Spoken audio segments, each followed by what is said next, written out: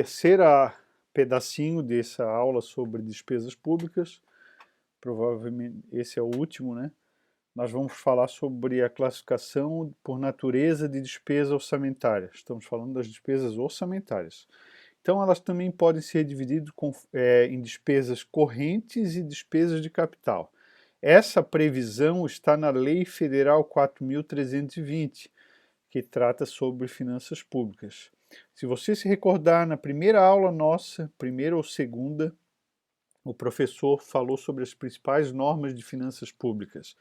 E lá naqueles slides iniciais, nós temos ali a 4.320 como uma importantíssima norma brasileira que trata sobre finanças públicas. Então a despesa será classificada em despesa corrente ou despesa de capital. Então, como despesas correntes, esse primeiro nível de classificação é chamada de categoria econômica. Então, nós só temos dois tipos de categorias econômicas, ou a despesa é corrente ou a despesa de capital. A gente pode introduzir da seguinte forma: a despesa corrente é aquela despesa que ocorre recorrentemente no Estado, e a despesa de capital ela é eventualmente. Então, por exemplo, a despesa corrente é a despesa de pessoal, é a despesa com pagamento de juro, com pagamento de material de consumo.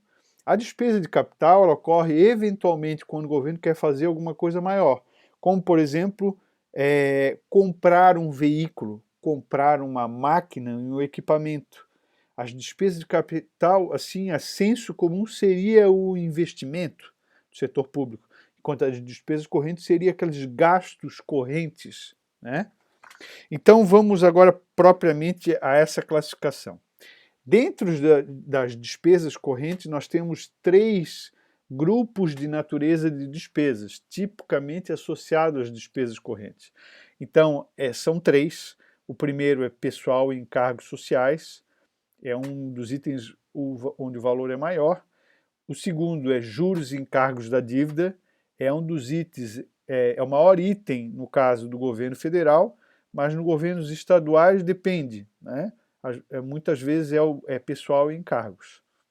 E o terceiro item é todo o resto, outras despesas correntes.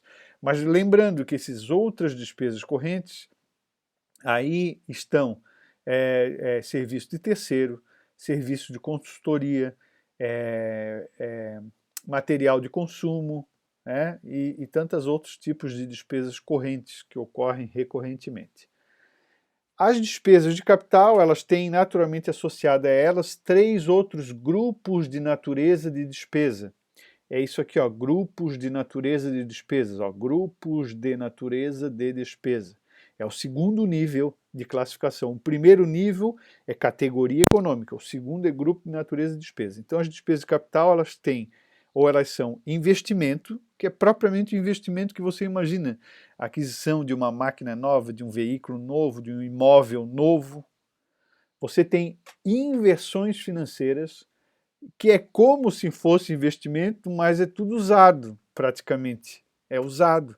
Então você compra um veículo usado, compra um imóvel já usado, já tinha sido comprado por outra pessoa, por outra entidade, né? Isso é importante quando você vai fazer avaliações macroeconômicas, quando você vai calcular PIB e tal, essa diferença entre investimento e inversão financeira. Porque quando os economistas vão olhar para isso aqui, quando há uma transação entre alguma coisa que já foi comprada ou produzida antes, um veículo usado, não houve geração de riqueza, não houve agregação econômica. Então, por isso que é importante que haja essa diferenciação entre investimento e inversão financeira. E uma outra despesa de capital é a amortização da dívida pública. Atenção, amortizar dívida pública é pagar o principal da dívida, diminuir o volume da dívida, o principal, o que você contratou. Pagar juros e encargos é pagar o serviço da dívida, o custo da dívida, né? Quando você tem uma dívida, para você manter esse dinheiro sendo emprestado com você, você paga um preço por aquilo. E esse preço por você manter essa dívida chama-se juros. Então, se eu devo 100 mil reais e os juros é de 10%, ao ano, eu tenho que pagar 10 mil reais por ano só de juros, e a dívida continua 100 mil reais. Amortizar a dívida é aquela dívida que era 100 mil, eu ir lá e pagar 10 mil reais, não de juro, de amortização. Eu pago o juro, 10 mil, mais 10 mil para a dívida sair de 100 para 90. Certo? Quando a gente estuda matemática financeira, isso é bem claro, né?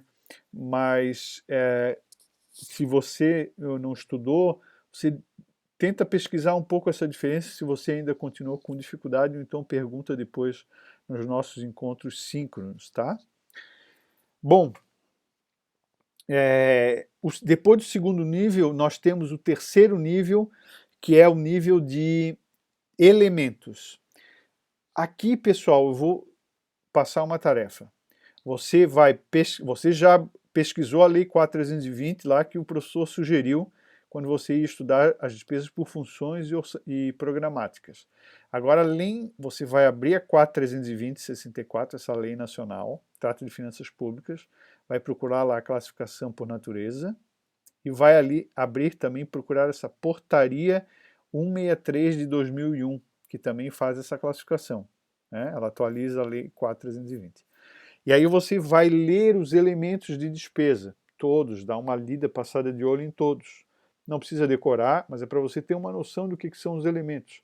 É a divisão, a classificação depois do grau do grupo de natureza de despesa, você tem os elementos. Então vamos lá, o professor fez aqui, só interessa nesse momento que está em vermelho, que é o que nos interessa são as despesas correntes ou despesas de capital. Né? Classificação econômica, despesa corrente ou despesa de capital. Grupos de natureza de despesa, pessoal e encargos, juros e encargos, outras despesas correntes. E investimentos, e inversões, amortização de dívida. Então você já tem que entender isso aí. E aí o professor colocou alguns exemplos de elementos de despesa. Dentro de pessoal e encargos você tem elementos chamados vencimento, vantagens diárias. Servidores ganham vencimento, que é o salário base em si, vantagens e diárias quando viajam, ajudas de custo, e tem outras coisas que eventualmente são pagas também. Você tem, dentro do pessoal em cargo, você tem despesa que é gasto com inativos, o pessoal que se aposentou, gente que é gasto com pensionista, é o companheiro ou companheira que sobreviveu, né, e o cônjuge já é falecido. Você tem outras coisas, tipo salário e família, que aliás, isso aqui é bem irrelevante, mas existe essa classificação. Outros benefícios assistenciais. Dentro de juros e encargos, você tem o juro, propriamente da dívida, o juro é aquele que é o contratado, e outros encargos. Sempre tem em contrato de dívida outros encargos. Tem taxa de cadastro, tem seguro, tem seguro para pagamento, tem taxa de administração, tem algumas outras coisas, né, correção cambial, né, que são os outros encargos. Então você divide isso aqui. O custo da dívida mesmo é juros e é o juro, né, mas existem outros encargos muito comuns em qualquer endividamento que você contrata. Outras despesas correntes, o professor já citou, material de consumo, serviço de consultoria ou outros serviços de terceiros. Mas procure lá na portaria 163 para conhecer os outros elementos. Investimentos, você tem obras, você tem material permanente. Material permanente é aquele que você compra e ele permanece. Por exemplo, máquinas, equipamentos, computadores, móveis, mobiliários, mesa, cadeiras, né? No caso da nossa universidade, da Universidade da UDESC, projetor multimídia, quadro branco, isso são material permanente. Veículos, ok? Inversões financeiras são a aquisição de imóveis que já tinham sido produzidos e comprados, né? Se você fizer a obra, que é novo, ou se você comprar um imóvel novo, acabou de se produzir e comprar, aí é investimento. Mas se é alguma coisa que já está sendo vendido, já foi construído, tem salas para você foi comprar, então alguém já tinha comprado, já tinha gerado a riqueza antes, aí seria inversão financeira. E a amortização de dívida é o pagamento de dívida, ok? Aqui nós temos um exemplo, o professor pegou daqui do Poder Judiciário algumas despesas. Desculpa, aqui em cima são as fontes de recursos, né? e aqui embaixo eu tenho uma classificação de como foi empregada aquelas fontes de recursos, né? Tem uma tabelinha aqui mais completa, as fontes de recursos, e como que foi classificado, distribuído aqueles recursos todos, né? Foi auferido, conquistado aí 197 milhões de reais.